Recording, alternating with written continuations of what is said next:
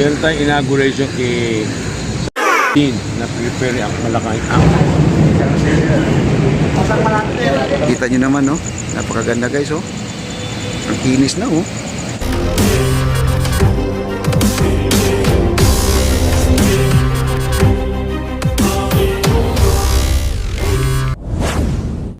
Daming tao diyan at meron diyan. Nandito po si Jerry Acoserco.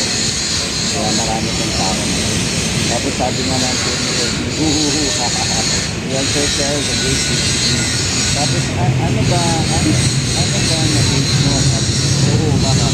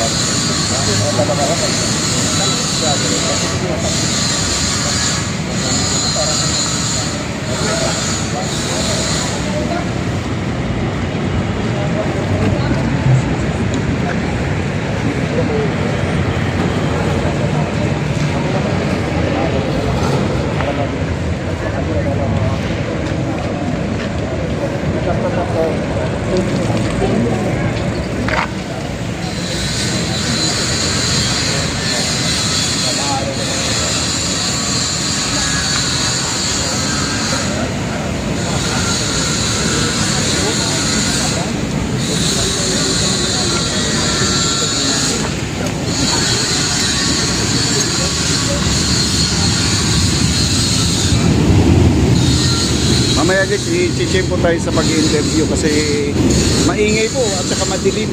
Madilim ang ating camera, no? Ano ito?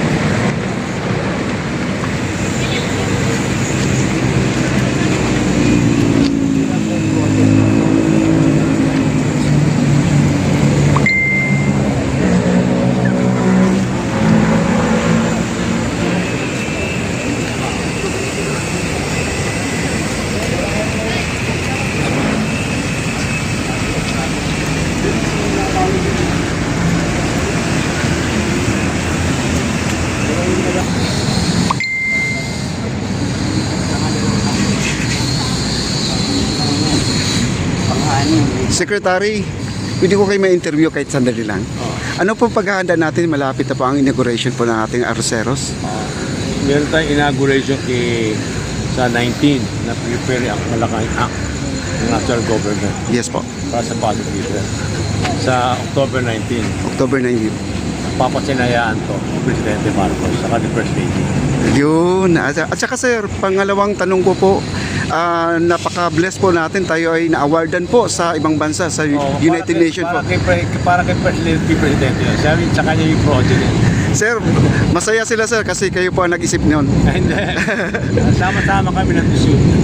Okay, salamat po sir. Thank you po. Okay.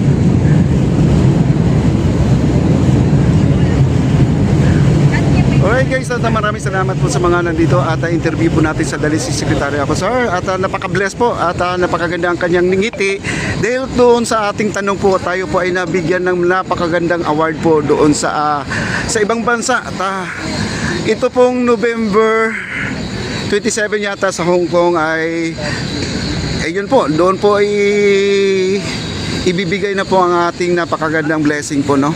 Ayan, at nakita po natin yung ngiti ni Secretary. Siyempre, kay First Lady Lisa Araneta Marcos po talaga itong project na ito. Siya lang po ay, sabi nga niya, pinagtutulungan at ang ating mahal na Pangulong President Bongbong Marcos, yung nababanggit naman po talaga niya na yun po talaga ay pinagtutulungan po talaga nila to.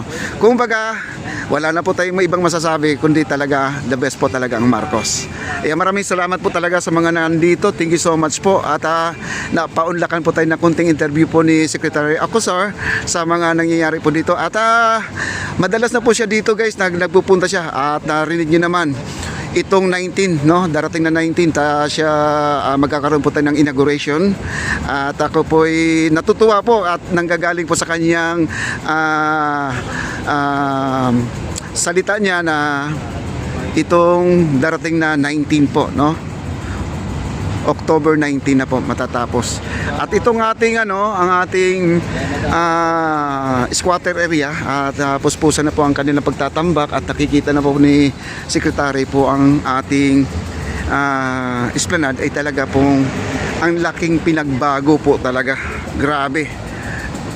Ang laking pinagbago. Napakaganda po talaga ang ating nakikita dito. At dito po banda at tingnan niyo po dito, makinis na po banda dito. Ayan. Ayan. Ano po? Wala nang sasakyan? Wala nang truck? Wala pa. Pero tuloy-tuloy yan. Wow. Ito guys, tuloy-tuloy na. Ilang truck na to, por? 15. Ay, ang dami. 15. 50 yan. 150 cubic. 150 pala. Kala ko 100 lang. Sumubra pa pala tayo guys, no? Ayan. Nagdagdag guys, 50 pa. Grabe. Ayan, nabakan po natin yung truck. May truck na dumating dito, di ko lang alam kung yun pa ay may laman pa, no? Ayan, nandun. Ayan, nandito si Foreman na nakaupo muna sila dahil wala na po yung mixer natin, yung truck natin, wala na. Okay. Ito guys, napakakinis na, Kita nyo naman. Grabe, napakakinis. Ayan, at natutuwa po talaga si Secretary po doon sa ating at ay napahinto talaga siya guys, no, sa tanong po natin kasi ako po talaga ay natutuwa din kasi sa tagal pa naman natin sa pagbablog dito sa may Esplanade Phase 1C, kasama yung Plaza Mexico, Maestranza, Port Santiago, Arroceros, itong ating Piatti at saka sa MacArthur. Nabigyan po ng magandang pansin sa ibang bansa po ang ating Esplanade. Talagang napaka the best po talaga. At natutuwa po talaga sa naitanong po natin yon dahil ako naman si Secretary, siya po talaga ang unang nag-isip talaga itong Esplanade na to. Kasi noon pa naman ay nakita naman po talaga niya parang maganda po talaga ang ating view deck doon sa likod ng ating post office. At maganda yung naisip niya na ito po ang ating Esplanade. Sa kanya po yung concept na to at nagustuhan ni First Lady Imelda Marcos,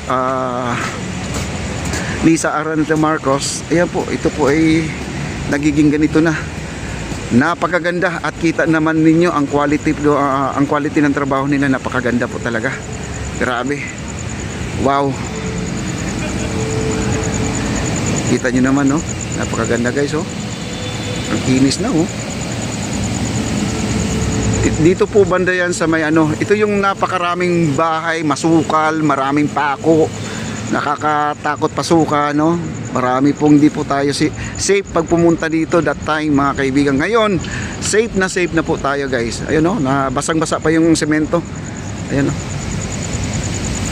ayan.